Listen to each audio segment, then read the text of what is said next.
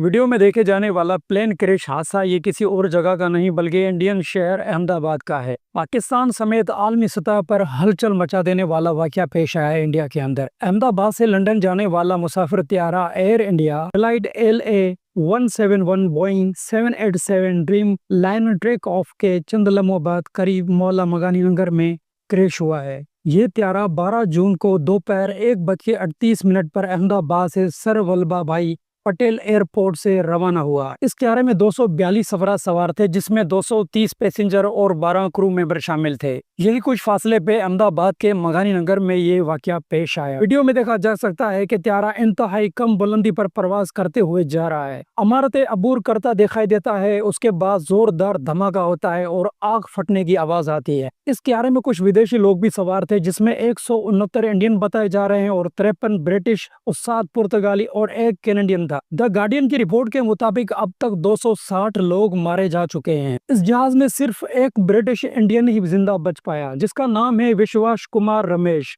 हादसे के वक्त जहाज एक मेडिकल कॉलेज के हॉस्टल पे जाके गिरा, जिसकी वजह से 28 अफराद का एसासिनेशन भी हुआ है। तालिब इल्मों के साथ साथ वहां के कुछ मकामी लोगों का भी एसासिनेशन हुआ है, जिसके बाद कहा जा रहा है कि 269 अफराद का अब तक एसासिनेशन हो चुका है। इस अमवात में जहाज में 242 अफराद के साथ साथ मकामी 28 लोग भी शामिल है, जिसको कुल मिला के 269 लोग बनते हैं। हॉस्टल का नाम बीजे मेडिकल कॉलेज, जिसको युगी डॉक्टर हॉस्टल मिस मकामी तौर पर भी GMUCG हॉस्टल भी कहा जाता है। जमीनी जानी नुकसान तलबा लंच ब्रेक के टाइम पे हॉस्टल के अंदर मौजूद थे, जिसमें कम अज़ कम 5 मेडिकल तलबा और 1 रेजिडेंट डॉक्टर और उसकी एहलिया भी शामिल है, जिसमें कहा जा रहा है कि बहुत लोग जख्मी भी हुए हैं। एयर इंडिया ने बताया कि AL-171 ने मेडे की कॉल दी और फिर राब्ता मुंतका हो गया। फ्लाइट ट्रैकिंग से यह जाहिर होता है कि जहाज 225 फुट की बुलंदी पर था। ये वाकया बोइंग 787 का पहला वाकया है, जिसके बाद इसके शेयर भी गिर गए। बरतानिया के वजीर आजम के साथ साथ बहुत से कई ममालिक के वजीर आजम ने भी इंडिया का इस हादसे पर दुख का इजहार किया। इब्तदाई रिपोर्ट में 294 अमवात का लोग जिक्र करते रहे, लेकिन बाद में DNA के टेस्ट के बाद असल तादाद 269 बताई गई है।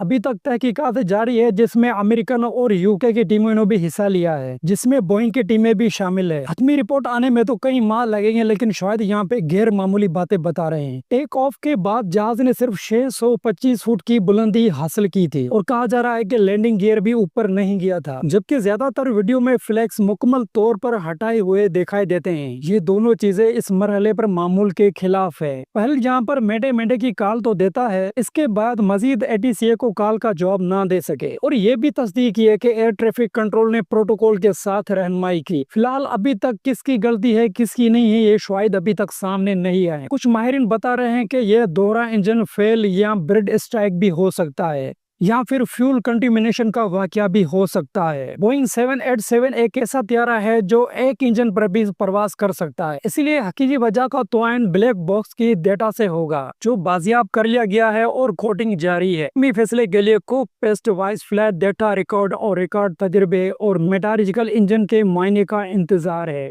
फिलहाल कोई हतमी कसूरवार अभी तक किसी को नहीं ठहराया गया है। फिलहाल तहकीकातकार जहाज की इब्तिदाई कन्फिगरेशन, मुमकिना इंजन और फ्यूल या फिर परंदों का टकराव की तरफ है, और एयर ट्रैफिक कंट्रोल में भी अभी तक कोई खामोशी नजर नहीं आ रही है। ये जहाज BG मेडिकल युगी हॉस्टल के ऊपर ही गिरा है, जो मुमकिना तौर पर एक मेडिकल हॉस्टल है, और जमीनी हलाकतें भी सिर्फ इस वजह से हुई कि जहाज मेडिकल कॉलेज के हॉस्टल पे जाके गिरा। जैसे ही ब्लैक बॉक्स और डीकोड फैक्ट फ्लैटिंग मुकम्मल होगी कि फरीकैन की जिम्मेवारियां भी वाकई होगी कि किसका कसूर है, लेकिन हतमी रिपोर्ट आने में 6 से 12 माह लग जाएंगे। मोदी सरकार ने इस अहमदाबाद वाकये पर बहुत ही तेजी से रद्द-ए-अमल दिया है। वज़ीर आज़म नरेंद्र मोदी ने एक सरकारी पोस्ट में कहा कि अहमदाबाद में अफसोसनाक पेश आने वाला वाकया हमें मगमूम और सदमा ज़्यादा करता है। अमित शाह ने भी मीडिया में इंटरव्यू देते हुए कहा कि जहाज में तकरीबन 1.5 लाख फ्यूल था और हादसे की शिद्दत इतनी ज्यादा थी कि वजीर आजम और वजीर दाखिला ने मुतासरीन की हिमायत के लिए फौरी टीमें जारी की है और तहकीकात कमेटी भी कायम की।